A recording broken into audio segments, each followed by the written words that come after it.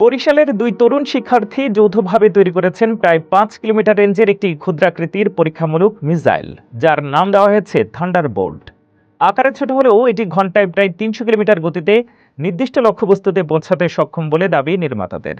এই উদ্ভাবনের পেছনে রয়েছেন বরিশালের আগৈলঝাড়া উপজেলার বাসিন্দা প্রীতম পাল এবং তার মামা সুজন চন্দ্র পাল।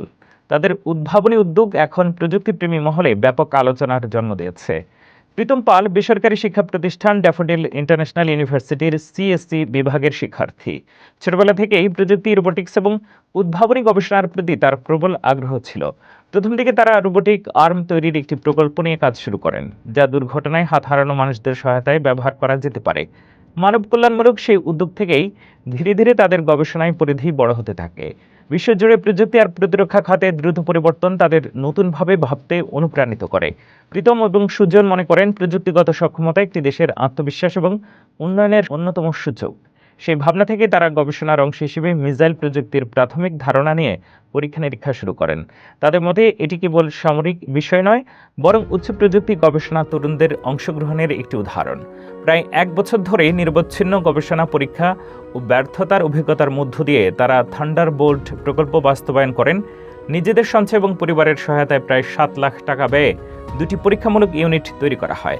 একজন শিক্ষার্থীর জন্য এত বড় অর্থ বিনিয়োগ করা কঠিন হলেও দেশের জন্য নতুন কিছু করার স্বপ্নই তাদের এগিয়ে নিয়েছে। নির্মাতাদের দাবি অনুযায়ী বর্তমানে এই মিসাইল ৫ কিলোমিটার দূরত্বের মধ্যে নির্ভুলভাবে লক্ষ্যবস্তুতে আঘাত হানতে সক্ষম। এটি এখনও গবেষণার প্রাথমিক পর্যায়ে রয়েছে এবং ভবিষ্যতে আরও উন্নয়ন, নিরাপত্তা পরীক্ষা এবং প্রযুক্তিগত পরিমার্জনের প্রয়োজন রয়েছে। তারা আশা করছেন সরকারি বা গবেষণা প্রতিষ্ঠানের সহায়তা পেলে প্রকল্পটি আরও উন্নত পর্যায়ে নেওয়া সম্ভব হবে। প্রীতম জানান, বাংলাদেশের তরুণদের মধ্যে প্রচুর মেধা ও সম্ভাবনা রয়েছে, কিন্তু পর্যাপ্ত সুযোগ এবং পৃষ্ঠপোষকতার অভাবে অনেক উদ্ভাবন আলোর মুখ দেখে না। তিনি বিশ্বাস করেন, যদি গবেষণা ভিত্তিক পরিবেশ তৈরি করা যায় তাহলে দেশের তরুণরাই আন্তর্জাতিক মানের প্রযুক্তি উদ্ভাবনে গুরুত্বপূর্ণ ভূমিকা রাখতে পারবে। তাদের এই প্রচেষ্টা সেই সম্ভাবনার একটি ছোট উদাহরণ। তারা আরও বলেন, অনেক সময় নতুন উদ্যোগকে মানুষ ভুলভাবে নেয় বা উপহাস করে, যা উদ্ভাবকদের মানসিকভাবে নিরুৎসাহিত করে। অথচ সঠিক দিক নির্দেশনা এবং সহযোগিতা পেলে দেশের ভেতরেই বিশ্বমানের প্রযুক্তি তৈরি সম্ভব। এজন্য প্রয়োজন গবেষণার বিনিয়োগ, প্রযুক্তি শিক্ষার প্রসার এবং তরুণ উদ্ভাবকদের প্রতি ইতিবাচক দৃষ্টিভঙ্গি। প্রীতম ও সুজনের স্বপ্ন, একদিন বাংলাদেশ নিজস্ব প্রযুক্তি উদ্ভাবনে আত্মনির্ভর হয়ে উঠবে। তারা চান দেশের তরুণরা বিদেশমুখী না হয়ে নিজ দেশে গবেষণা ও উদ্ভাবনের সুযোগ পাক। থান্ডারবোল্ট প্রকল্প হয়তো এখনও প্রাথমিক ধাপে, তবে এটি প্রমাণ করেছে স্বপ্ন, পরিশ্রম এবং সাহস থাকলে সীমিত সম্পদ নিয়েও নতুন সম্ভাবনা দরজা খুলে দেওয়া সম্ভব।